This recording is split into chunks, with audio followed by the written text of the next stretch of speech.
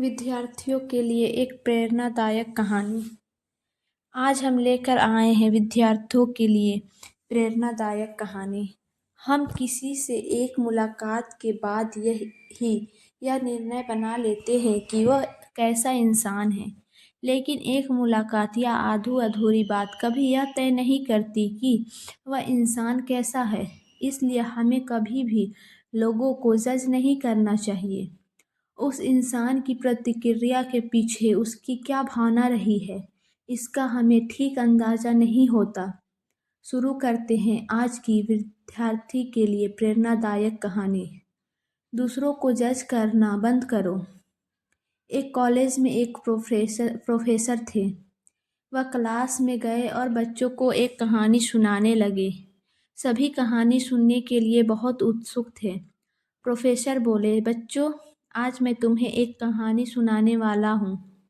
एक बहुत बड़ा समुद्र था, जिसमें एक बहुत बड़ा जहाज था, जिसमें तकरीबन 300 लोग होंगे। अचानक जहाज चलाने वाले चालक को पता चला कि जहाज में कुछ खराबी के चलते जहाज डूबने वाला है। ऐसी स्थिति में उन्होंने लाइफ बोट का इंतजाम करवाया ताकि वह सबकी जान बचा सके। कुछ ही देर में लाइफ बोट लोगों की मदद के लिए आ गई। सभी लोग लाइफ बोट पर बैठने लगे। अंत में सिर्फ 2 लोग बचे थे जिन्हें लाइफ बोट पर बैठना था, लेकिन लाइफ बोट पर सिर्फ एक ही व्यक्ति बैठ सकता था। वे 2 लोग एक कपल थे। तभी पति ने तुरंत छलांग मारी और लाइफ बोट पे बैठ गया और उसकी पत्नी वही जहाज पर रह गई। जैसे ही जहाज डूबने वाला था, पत्नी ने अपने पति से डूबते हुए कुछ कहा, फिर उसकी मृत्यु हो गई। प्रोफेसर बोले, क्या तुम में से कोई मुझे बता सकता है पत्नी ने डूबते हुए अपने पति से क्या कहा होगा? एक छात्र बोला, सर, उसने अपने पति को जरूर कोसा होगा कि वह उसे छोड़कर खुद लाइफ बोट पर चढ़ गया। दूसरा छात्र बोला, हाँ सर, उसने यही कहा होगा कि तुम ऐसे इंसान हो, मुझे आज पता चला। ऐसा करते हुए बहुत सारे छात्रों ने जवाब दिए। एक छात्र वहाँ पर चुपचाप बैठा हुआ कुछ सोच रहा था। तभी प्रोफेसर की नज़र उस छात्र पर पड़ी। प्रोफेसर बोले, तुम क्यों इतने शांत दिखाई दे रहे हो? तुमने अपना कोई जवाब नहीं दिया। क्या लगता है पत्नी ने डूबते हुए अपने पति से क्या कहा होगा? छात्र बोला, सर, उसने यही कहा होगा कि मैं तो मर रही हूँ, मेरे बाद मेरे बच्चों का ख्याल रखना। प्रोफेसर उस छात्र का जवाब सुनकर हैरान रह गए। वह बोले, तुमने बिल्कुल सही उत्तर दिया। उसकी पत्नी ने यही जवाब दिया था, पर तुमने कैसे अंदाजा लगाया? छात्र बोला, सर, कुछ वर्ष पहले मेरी माँ की मृत्यु हो गई थी और मरने से पहले उन्होंने मेरे पिताजी से यही कहा था कि बच्चों का ख्याल रखना। मैं इसलिए उस औरत की मन की समस्या को समझ पाया। प्रोफेसर बोले, बिल्कुल सही। तुम उस औरत के मन के भाव को तो समझ गए, लेकिन कहानी के माध्यम से बहुत कुछ समझना बाकी है। अभी कहानी खत्म नहीं हुई है।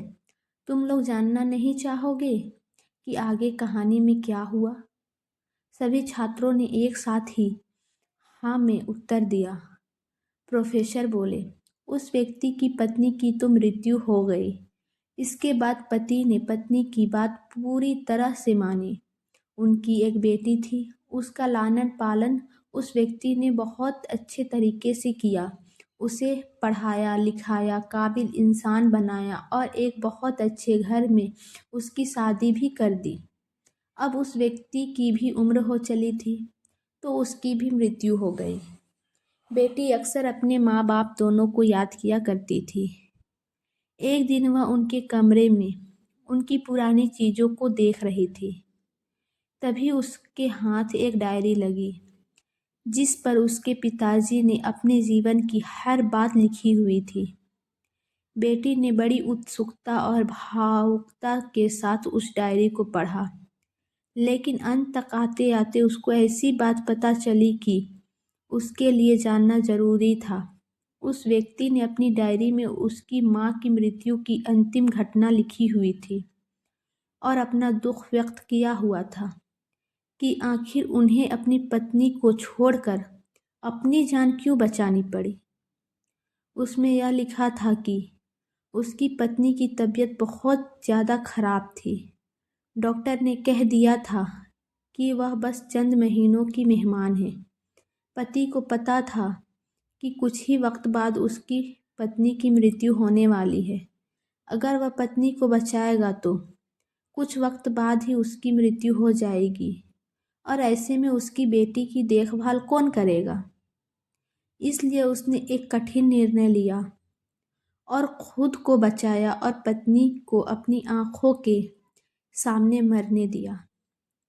उसे इस बात का बहुत दुख था। वह तो चाहता था कि वह अपनी पत्नी के साथ ही इस समुद्र में डूब जाए, लेकिन अगर ऐसा करता तो बेटी का ख्याल कौन रखता। इसलिए उस दिन एक कठिन फैसला लेना पड़ा।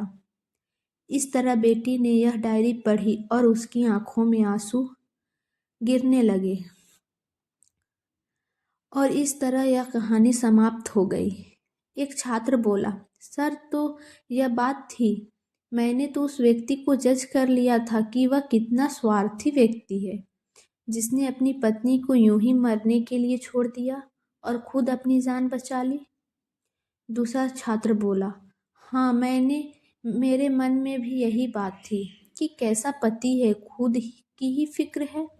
प्रोफेसर बोले, बच्चों, इससे तुम लोगों को क्या सीखने को मिलता है कि कभी भी किसी को जज नहीं करना चाहिए, क्योंकि हमें नहीं पता सामने वाले की ज़िंदगी में क्या मुसीबत है।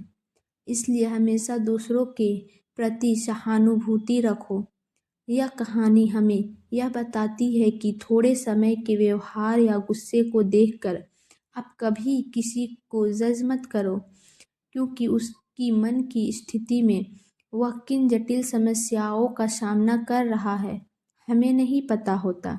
इसलिए हमें बड़े ही धैर्य से लोगों को व्यक्त देना चाहिए ताकि उन्हें संभालने का मौका मिले और किसी भी बात पर जल्दी से अपनी प्रतिक्रिया देने से बचना चाहिए।